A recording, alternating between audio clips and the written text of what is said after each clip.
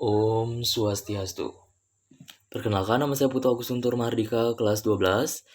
Saya jurusan IPS. Di sini saya akan menjelaskan tentang sumber-sumber hukum Hindu dalam arti sejarah, sosiologi, formal, filsafat, dan Weda. Yang pertama, saya akan menjelaskan tentang sumber hukum Hindu dalam arti sejarah. Sumber hukum Hindu dalam arti sejarah adalah sumber hukum Hindu yang dipergunakan oleh para ahli Hindologi dalam penulisannya dan peninjauannya mengenai aspek-aspek filosofis, kebudayaan, dan hukumnya sampai pada masa tertentu. Menurut catatan sejarah perkembangan hukum Hindu, hukum tersebut pun dibedakan menjadi beberapa bagian. Yang pertama, pada zaman Kertayoga berlakunya hukum Hindu yang ditulis oleh Manu. Pada zaman Treta Yoga berlakunya hukum Hindu yang ditulis oleh Gautama. Pada zaman Dwapara Yoga berlakunya hukum Hindu yang ditulis oleh Samkalikita, dan pada zaman Kali Yoga berlakunya hukum Hindu yang ditulis oleh Parasara. Keempat, bentuk kitab Dharma Sastra tersebut sangat berpengaruh terhadap sejarah perkembangan hukum Hindu. Kita memasuki sejarah hukum Hindu yang kedua, yaitu sejarah hukum Hindu yang ditulis oleh kita memasuki ke hukum Hindu yang kedua, yaitu sejarah hukum Hindu dalam arti sosiologi. Sejarah hukum ini biasanya ditulis oleh para sosiolog dalam menyusun tesa-tesanya. Sumber hukum ini dilihat dari keadaan ekonomi pada zaman sebelumnya. Sumber hukum ini tidak dapat berdiri sendiri, melainkan harus ditunjang oleh data-data sejarah dari masyarakat itu sendiri. Oleh sebab itu, hukum ini tidak bersifat murni. Kita memasuki ke hukum Hindu yang ketiga, yaitu sumber hukum Hindu dalam arti formal. Sumber hukum Hindu dalam arti formal yaitu sumber hukum Hindu yang dibuat oleh badan dan lembaga yang berwenang, contohnya undang-undang, kebiasaan, dan adat, atau traktat.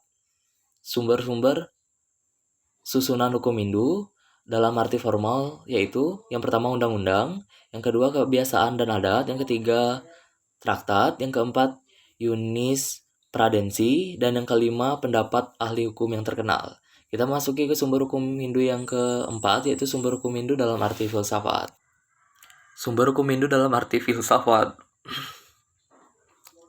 Sumber hukum Hindu dalam arti filsafat merupakan sumber hukum Hindu atau aspek rasional dari agama dan merupakan satu bagian yang tak terpisahkan atau integral dari agama. Filsafat adalah ilmu pikir. Filsafat juga merupakan pencairan rasional ke dalam sifat kebenaran atau realistis yang juga memberikan pemecahan yang jelas dalam mengemukakan permasalahan-permasalahan yang lembut di kehidupan ini. Ia juga menunjukkan jalan untuk mendapatkan pembebasan abadi dari penderitaan akibat kelahiran dan kematian. Untuk mencapai tingkat kebahagiaan itu, ilmu filsafat Hindu menjelaskan sistem dan metode pelaksanaannya sebagai berikut. Yang pertama, harus berdasarkan dharma. Yang kedua, harus diusahakan melalui keilmuan. Yang ketiga, hukum didasarkan pada kepercayaan. Dan yang keempat, harus didasarkan pada usaha yang secara terus-menerus dengan pengendalian pikiran, ucapan, dan perilaku. Dan yang kelima, harus ditebus dengan usaha prasita atau penyucian atau puja. Kita memasuki ke sumber hukum Hindu yang kelima, yaitu sumber hukum Hindu menurut Weda. Sumber hukum menurut Weda. Dalam sloka kitab Manawa Dharma Sastra ditegaskan bahwa yang menjadi sumber hukum umat sedharma atau Hindu berturut-turut sesuai urutan adalah sebagai berikut. Yang pertama, Sruti, Smriti, Sila, Sadasara, dan Atmanastuti.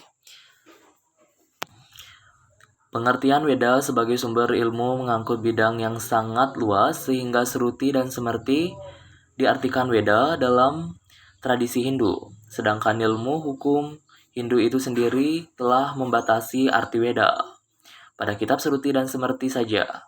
Kitab-kitab yang tergolong Sruti menurut tradisi Hindu adalah kitab mantra, Brahmana, dan Aranyaka. Kitab mantra terdiri dari Rigveda dan Samaveda, Yajurveda, dan Atharvaveda. Itulah tadi hasil penjelasan saya mengenai sumber-sumber hukum Hindu dalam arti sejarah, sosiologis, filsafat, formal, dan Weda. Kurang dan lebihnya saya Mohon maaf, saya akhiri dengan ucapan puja Brahma Santi. Om Santi Santi Santi.